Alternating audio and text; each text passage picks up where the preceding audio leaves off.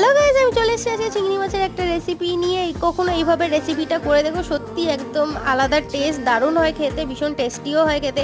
তো এখানে দেখতে হচ্ছে সর্ষের তেলের মধ্যে আমি দিয়ে দিচ্ছি গোটা জিরে, গোটা ধনে এবং শুকনো লঙ্কা দিয়ে ভালো করে ফ্রাই করে নিয়ে দিয়ে দিলাম হচ্ছে পেঁয়াজ কুচি, লঙ্কা কুচি, টমেটো কুচি, আর এবার দিয়েছিলাম রসুন কুচি, আর দিয়ে দিলাম সামান্য নুন যাতে একটু তাড়াতাড়ি গলে যায়। দিয়ে এটা আমি বানিয়ে নিলাম একটা পেস্ট। তারপরে এদিকে তোমার দেখতে পাচ্ছ আমি চিংড়ি মাছগুলোকে ফ্রাই করে নিচ্ছি। তারপরে ওই তেলের মধ্যেই আমি দিয়ে দিলাম আস্ত জিরে আর দিয়ে দিচ্ছি হচ্ছে সেই পেস্টটা। তারপরে একটুখানি কষি টষি নিয়ে ওর মধ্যে দিয়ে দিলাম হচ্ছে হলুদ গুঁড়ো, লঙ্কা গুঁড়ো, সামান্য ধনে জিরে গুঁড়ো এবং নুন দিয়ে আবার কষি টষি নিয়ে ওর মধ্যে দিয়ে দিচ্ছি বয়েল করা আলু আর দিয়ে দিচ্ছি সামান্য কাশ্মীরি রেড মির্চি গুঁড়ো একটু রং আসার জন্য। তারপরে দিয়ে দিচ্ছি আবার এটাকে একটু কষিয়ে নিলাম, নিয়ে দিয়ে দিলাম হচ্ছে জল আর চিংড়ি মাছ। আর তারপরে একটু ফুটে গেলে আমি ওর মধ্যে গরম মশলা এবং ধনেপাতা দিয়ে নামিয়ে নিলাম। আমার ভিডিওটা দেখতে ভালো লাগলে লাইক কমেন্ট শেয়ার সাবস্ক্রাইব করে দিও। কখনো এইভাবে টেস্ট করে দেখো, সত্যি খেতে খুব ভালো হয়।